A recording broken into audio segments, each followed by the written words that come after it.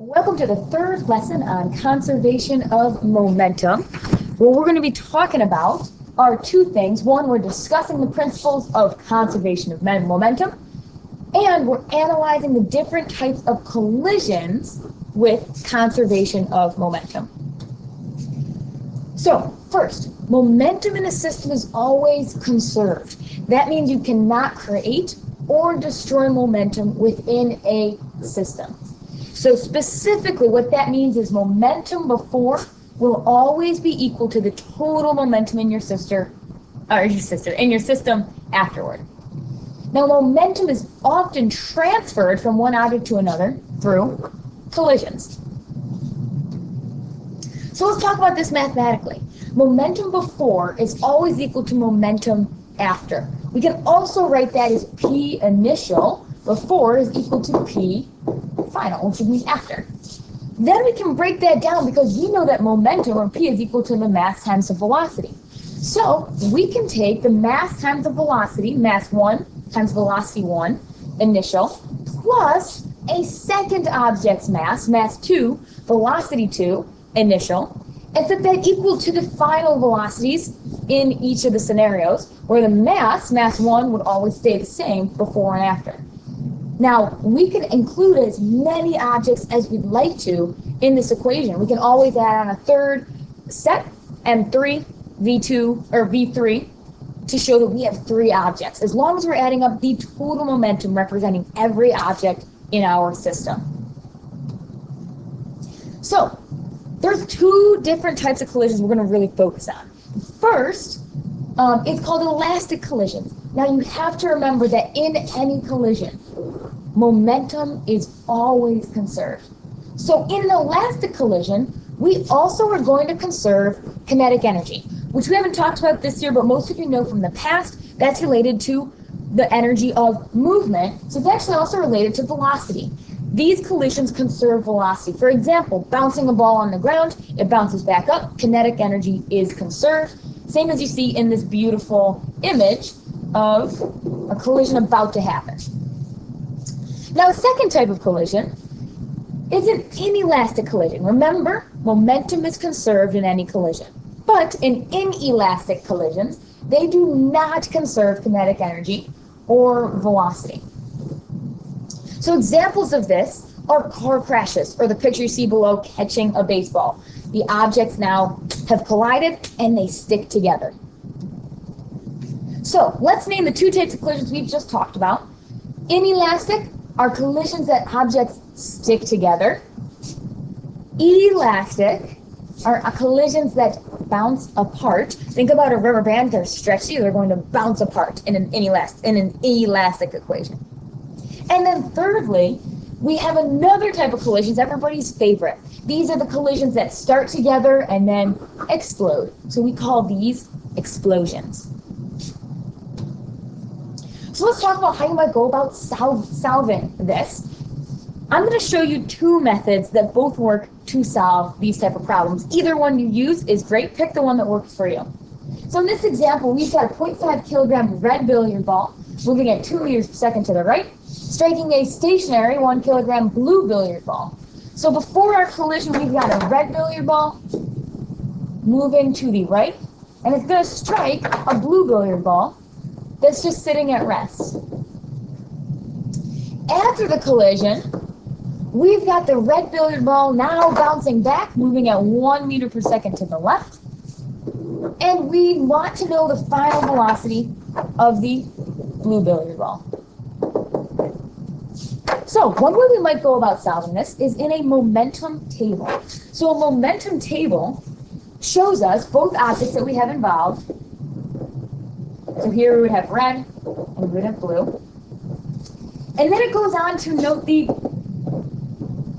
initial momentum, Pi, and I will put in the mass and the velocity for each of these components. So to start, the red ball has a mass of 0.5 kilograms and a velocity of 2 meters per second to the right, so we'll make it positive.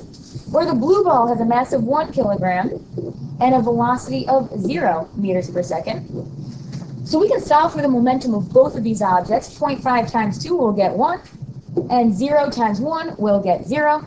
And then we can compare that momentum to the final momentum of the system, which you'd see here. So let's compare. Mass of the red ball stays the same, we still have 0.5. Velocity is now 1, however, it's in the left direction, so we're going to have to make it negative. The blue billiard ball, we know its mass is 1, but we don't know its final velocity, so that's our variable.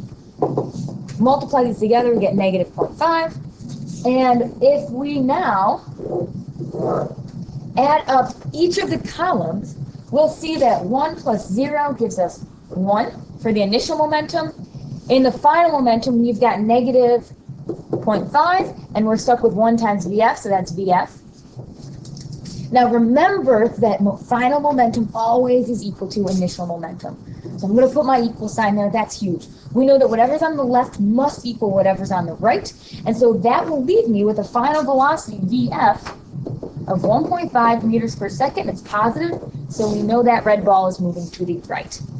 That would be how to solve with a momentum table.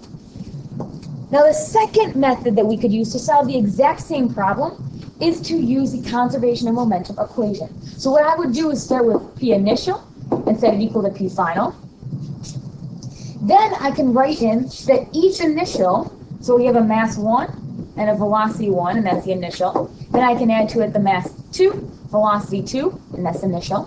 And I can set that equal to the mass of the first object times the velocity of the first object, final, plus the mass of the second times the velocity of the second, and that would be final. And then I can just plug in the numbers that I have. So the red ball, we would plug in the 0.5, 2, 1, 0. And then for the final for the red ball, we'd have 0.5 times negative 1. And we've got our variable V2F written in one long equation. Now this is what we can solve for to get V2F alone. And again, you get the same answer. V2F will be equal to positive 1.5 meters per second.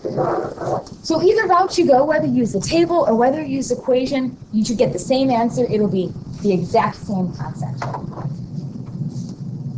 Now I want to practice a couple of example problems. The first couple I'll do with you, and I want you to do the last couple on your own.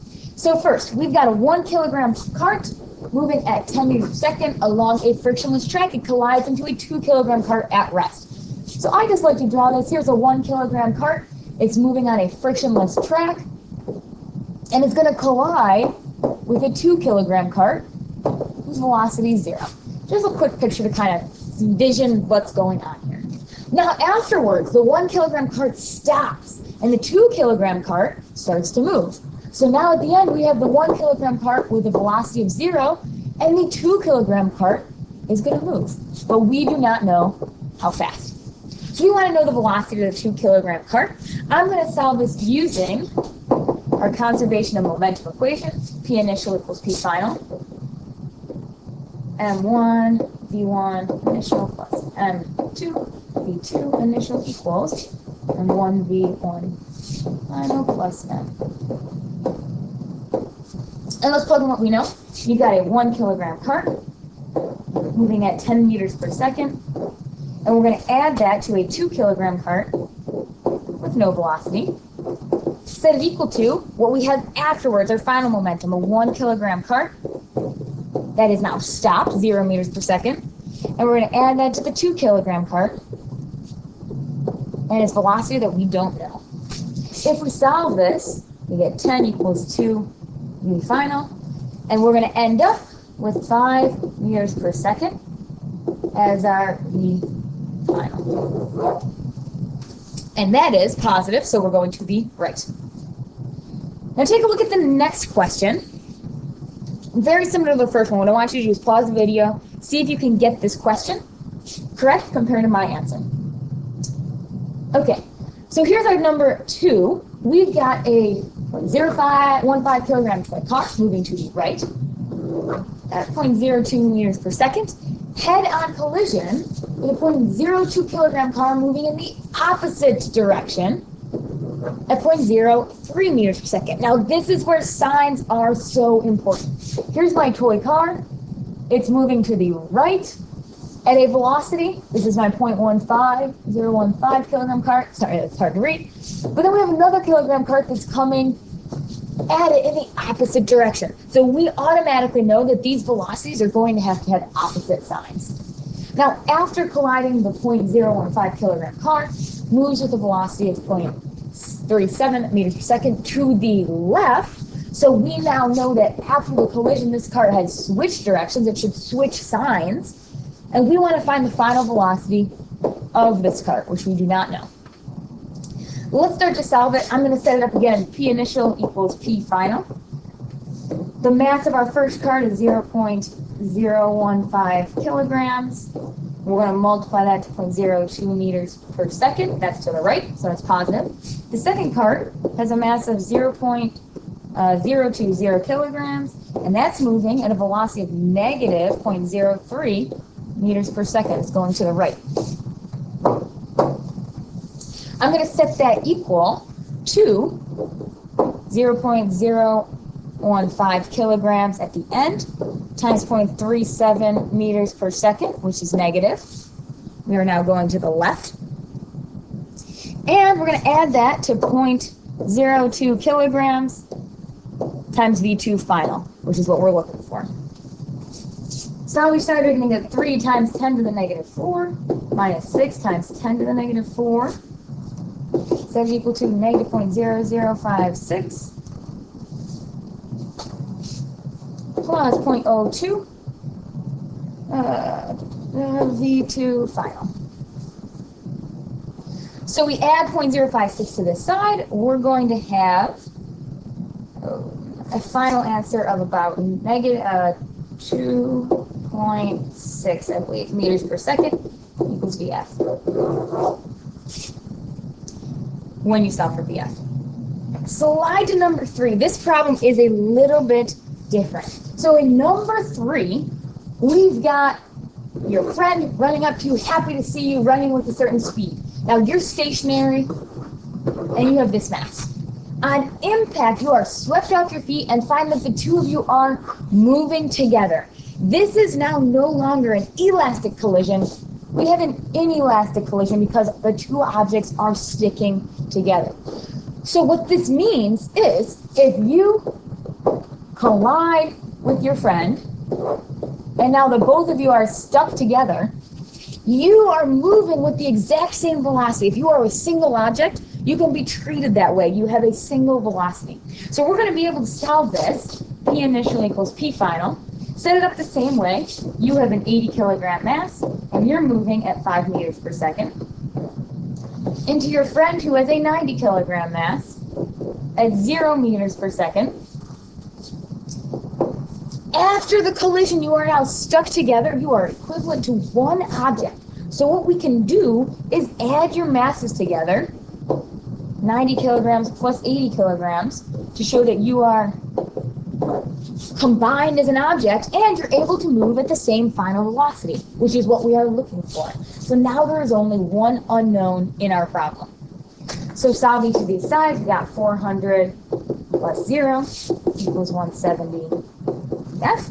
Solving for F, you're going to get 2.35 meters per second equals VF. And that is your final velocity for an inelastic problem. Now the next 3 problems are very similar to the first 3 that we just did. You need to determine whether or not it's an inelastic collision or an elastic, and then whether to use negatives and positives for the velocity. I'm going to pause the video right now. I want you to go and do the next 3 problems, and I will put up the answers so you can check your answers. So pause the video to complete the problems, then take a look at my answers. Okay, so problem number 4, hopefully you got something similar to this. The catch is that it's another inelastic problem, so what you're going to need to do is add the 2 masses together as you see here, and assume that we are going at the same final velocity because those 2 objects are now combined. Take a look at question 5. What's unique about question 5 is you are not given the mass. So you'll see over on the left side here, step 1 is I drew my picture and then I solve for the mass using this equation. You'll also notice that the two objects started together as one combined object and started with an initial velocity of 0. That means that their total momentum to start was 0 kilograms meters per second. However, what that means is each object can have a momentum at the end, as you see. However, they need to be exactly opposite in opposite directions, so the momentum cancels out exactly to give us a total final momentum of 0, which would cause momentum to be conserved. So then you find this answer for your velocity, 0.17 meters per second, but we have to be careful because the question asks how long does it take. So the next step, the final step you have to do, use your velocity equation, V equals d over t, to solve for the time it's going to take, and you end up getting a final answer of 28.7 seconds. And finally, take a look at number 6.